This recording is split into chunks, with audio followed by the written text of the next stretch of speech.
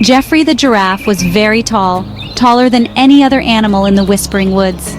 His long neck reached high above the other animals, giving him a unique perspective on the world below. He loved to munch on the juiciest leaves from the tallest trees, savoring every bite. Because his head was so high, he often missed what was happening down below, where his friends played and chatted. He was a kind giraffe with a big heart, always ready to help, but he was not a very good listener. His friends would try to talk to him, but their voices rarely reached his ears.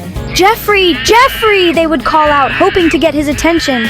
But Geoffrey would often be looking at a fluffy cloud, lost in his own world, or he might be watching a colorful bird fly by, its feathers shimmering in the sunlight. He meant no harm, truly.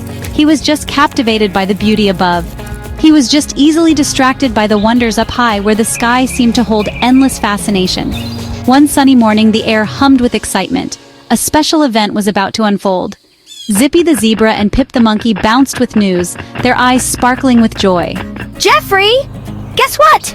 they shouted, their voices filled with excitement. "There's a berry bonanza today, near the Crystal Creek!" they exclaimed. "The sweetest, juiciest berries ever! We must go now!" they urged, eager to share the treat. They both looked up, way up at Geoffrey, hoping he would join them. But Geoffrey was busy, his attention captured by the wonders above. He was watching a ladybug with particularly shiny spots crawl on a leaf far above, completely absorbed. Went his big hooves as he shifted, eager to get to an even taller tree he had spotted, his mind always in the clouds. As Geoffrey munched happily on the leaves, a strange sound began. It was not the usual rustle of the forest. It was a soft, swirling sound. This was the Whispering Wind. The wind was an old friend of the Whispering Woods. It knew all the secrets. It carried messages on its gentle currents. Today, the Whispering Wind had an important message, especially for animals who weren't paying attention. It swirled around Geoffrey's long legs, trying to get his attention. "Oh, a lovely cool wind, how refreshing on this warm day." He stretched his neck even higher, enjoying the sensation. He did not understand that the wind was trying to tell him something specific. He mistook its urgent whispers for a simple, pleasant gust. Soon, the familiar trees of Whispering Woods began to change, morphing into something entirely different. They grew taller, their bark shimmering with rainbow colors, casting a surreal glow all around.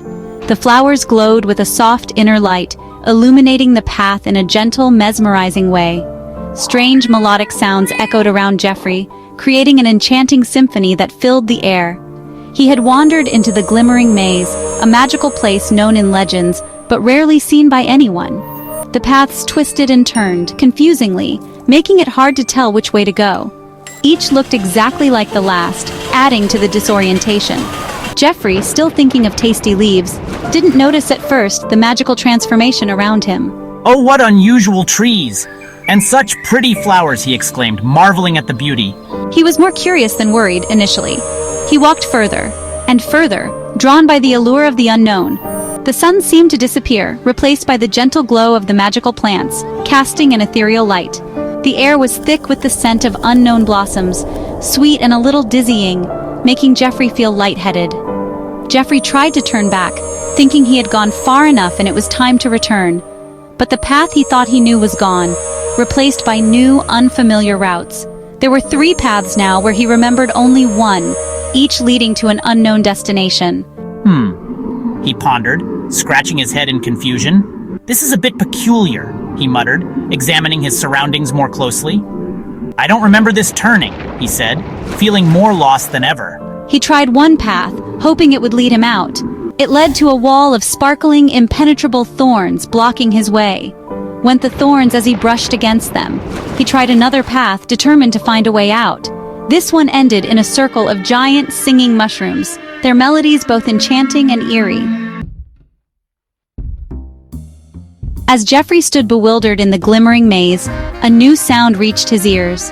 It was a tiny, high-pitched chattering, like little bells tinkling very fast.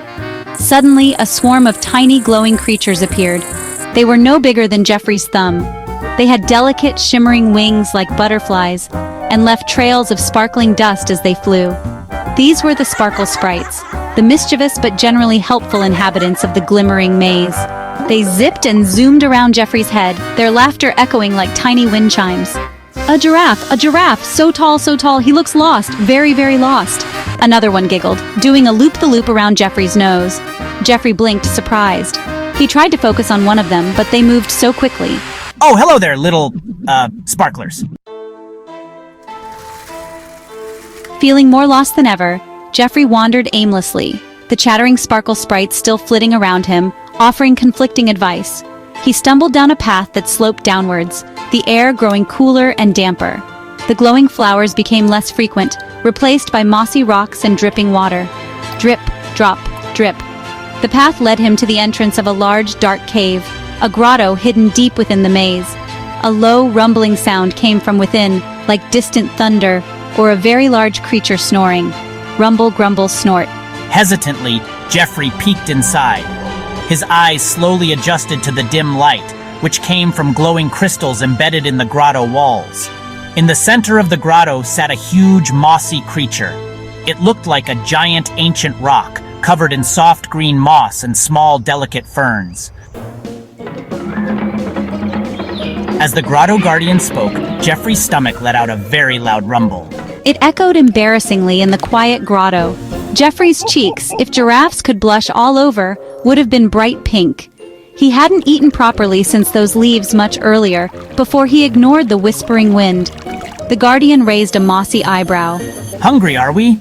That tends to happen when one wanders off course and doesn't listen to good advice.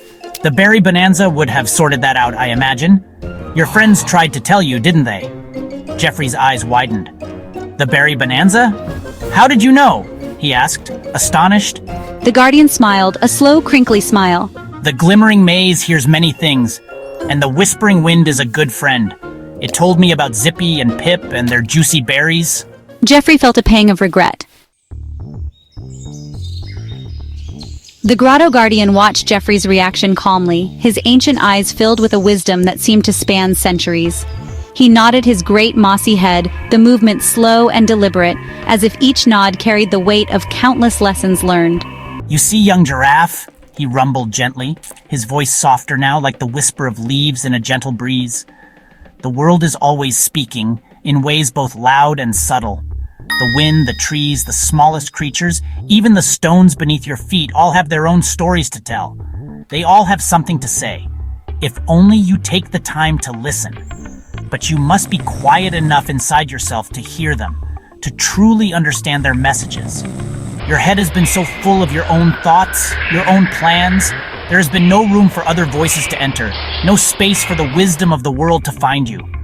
Listening is not just about waiting for your turn to speak, it is about truly hearing, about being present in the moment. He gestured with a slow, root-like arm towards the entrance of the grotto, a place filled with echoes of ancient wisdom.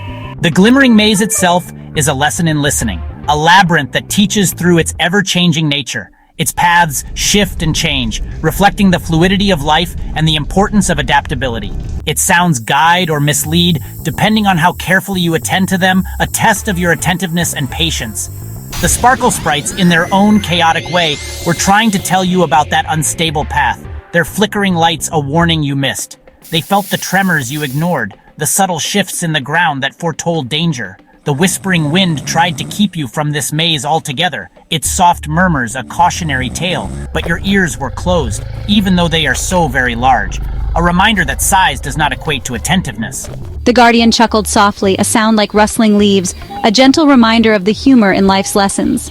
Listening, the guardian continued, his amber eyes glowing warmly, is a gift you give to others, a sign of respect and empathy. It tells them they matter, that their words and feelings are valued, creating a bond of understanding and trust. Jeffrey finished the sweet moss. His tummy felt much better. More importantly, his mind felt clearer. He looked at the grotto guardian with gratitude. Thank you, he said, his voice sincere. Thank you for the food and for your words. I haven't been a very good listener, but I want to learn. I really do. The guardian smiled his slow, ancient smile. Good. The first step to learning is wanting to learn. Now, go back to the sprites. But this time, truly listen. Ask them to guide you one sound, one step at a time. Jeffrey nodded. He took a deep breath and stepped out of the grotto. The Sparkle Sprites were waiting, though they looked a little subdued. Little sprites, Jeffrey said, his voice gentle and patient. I'm very sorry I didn't listen properly before.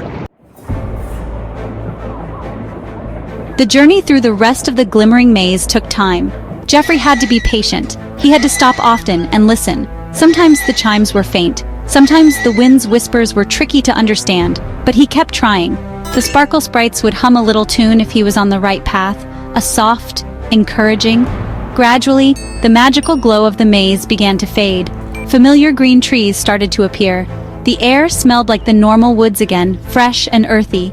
And then he heard it, the happy chatter of his friends. Zippy Pip, Jeffrey called out, his voice full of relief and joy. He emerged from the edge of the glimmering maze, blinking in the familiar sunlight. Zippy and Pip were nearby, still searching for berries, though their baskets weren't very full. They looked up, astonished to see him. Jeffrey, where have you been? Cried Pip. We were so worried. Zippy exclaimed, trotting over. We thought you'd gone to find a secret stash of super leaves. They both looked a little sad that he'd missed the berry bonanza with them.